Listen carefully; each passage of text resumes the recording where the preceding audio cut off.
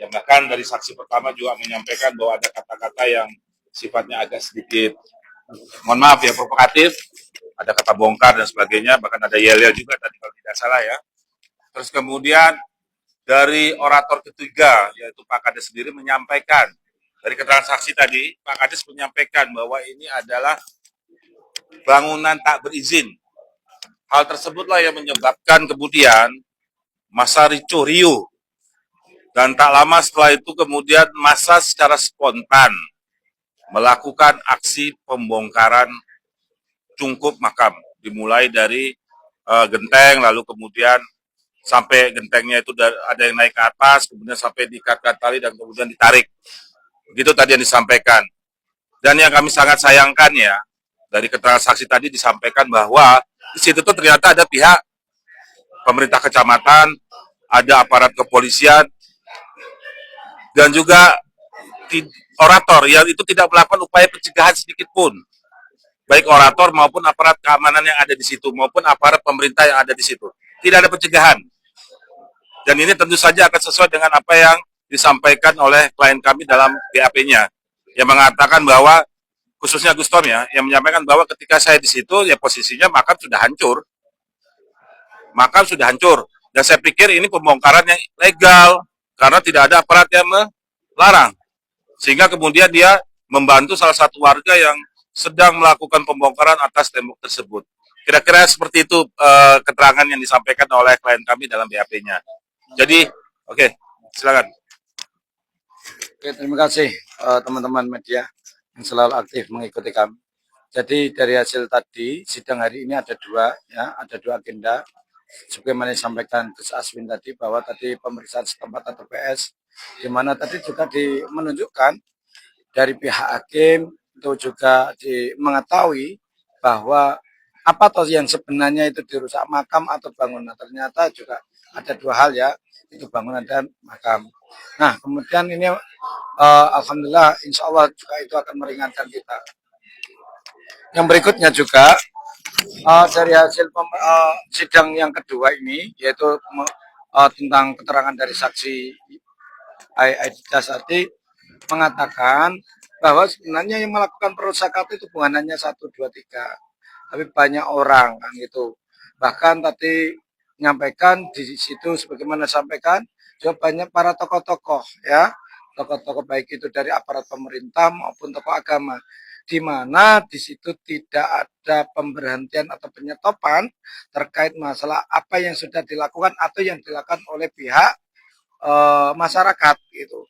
Hanya katanya hanya satu yang mengatakan tadi yang melakukan kesan haji ya, semat melerai, jangan nanti biarkan pemerintah kan itu.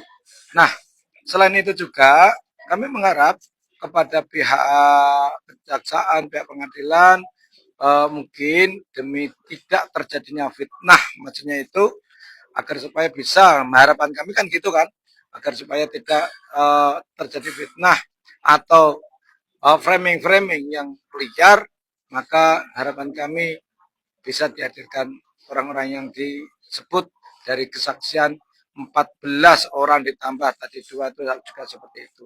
Terima kasih. Baik, terima kasih.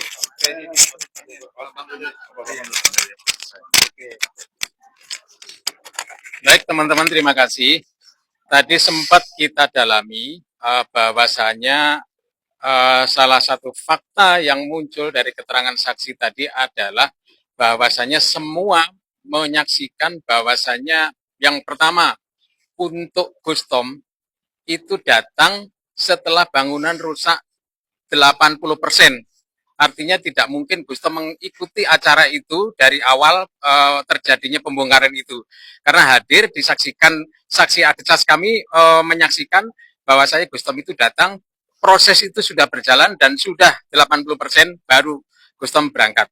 Terus kemudian untuk Gus Puja tidak ada saksi pun yang menyaksikan bahwa Gus Puja itu ikut terlibat pembongkaran situ. Jadi rata-rata melihatnya dari video, tapi tidak pernah melihat langsung di tempat kejadian itu, hanya semuanya melihat dari video untuk pembongkarannya. Terus kemudian fakta yang mengemuka seperti disampaikan rekan kita adalah bahwasanya kejadian itu benar-benar dipicu oleh orasi. suasana yang memanas sehingga namanya massa ada pemicunya ya otomatis. Tapi anehnya di sini siapa yang mengawali di atas yang naik genteng itu sampai sekarang sampai misterius. Padahal itu kelihatan dari atas semua. Saya rasa kalau naik genteng semuanya bisa melihat gitu loh. Tapi yang di kerumunan ini hanya berdua ini ternyata jadi tersangka yang mengawali sampai sekarang tidak ada kabarnya. Saya rasa itu barangkali teman-teman yang mendalami lainnya tadi bisa menambahkan. Terima kasih. Terima kasih rekan-rekan pers yang saya hormati, menambahi sedikit apa yang disampaikan oleh rekan-rekan bahwa alhamdulillah pada hari ini kita melakukan dua agenda yang luar biasa. Pertama, pemeriksaan saksi Adegas yang diajukan oleh terdakwa. Kedua, alhamdulillah kita berhasil melaksanakan sidang pemeriksaan setempat yang kita kenal dalam bahasa aslinya adalah desember. Nah, ini penting karena didasari oleh hal yang sangat penting. Karena apa penting? Objek terjadinya masalah berupa makam dan pembangunan cukup tidak mungkin tidak datangkan ke persidangan, maka hakim hadir dengan tujuan satu, merekonstruksi kejadian masalah secara komprehensif. Kedua, mencocokkan antara bukti-bukti yang diajukan oleh jaksa penuntut umum dengan kejadian yang di lapangan. Yang ketiga, membantu memberikan pemahaman kepada hakim terhadap kejadian yang sebenarnya. Hal ini diamanahkan oleh undang-undang, oleh Kitab Undang-Undang Hukum Acara Pidana pasal 180 sampai 183. Terima kasih. Ya, terakhir yang perlu saya sampaikan. Karena kami di sini sedang memperjuangkan keadilan untuk para terdakwa.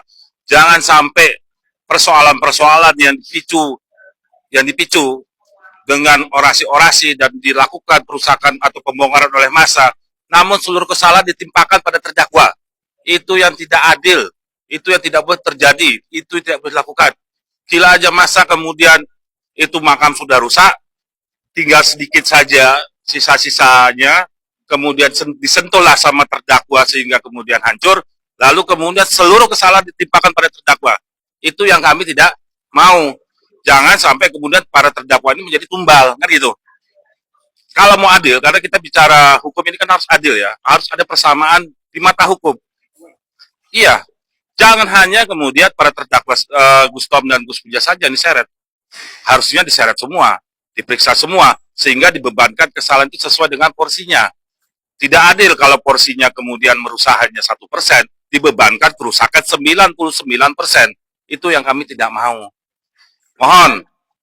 Oke. Pernyataan para saksi yang dihadirkan ini apa sudah memenuhi persyaratan yang Anda cari sebagai materi bahan untuk sidang selanjutnya? Masih ada lagi, nanti kami akan hadirkan saksi lagi. Dan kami akan berusaha membuktikan, menunjukkan bahwa Gus Tom dan Gus Puja itu hanyalah pihak-pihak yang ditumbalkan. Artinya kesaksian tadi sudah memenuhi apa yang Anda inginkan begitu? Sudah, tapi masih ada yang perlu kami tambahkan. Ya, kemarin saksi yang didatangkan oleh CPT tidak ada di lokasi. Sementara ini apakah yang didatangkan saksi tadi apakah ada di lokasi?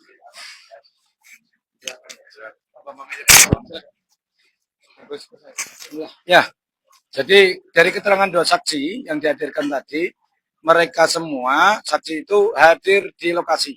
Meskipun ada satu yang tidak sampai tutup ya. Yang kedua, yang pertama juga nyampe, tapi karena mengikuti beliau dalam media, ya orang media, yang diliput hanya pas waktu tahlilan atau istighosahan pada saat itu. Tapi dari awal orasinya seperti apa, ya siapa yang berorasi itu para saksi itu menerangkan itu semua. Gitu. Belum kesimpulan. Ya, kalau ingin tahu yang lebih dalam, lebih ada sesuatu hal yang terkesan, ikuti kami next berikutnya. Begitu ya. Terima kasih. Ya. Ya, terima kasih. Ya. Selamat. Salam akal sehat. Ya.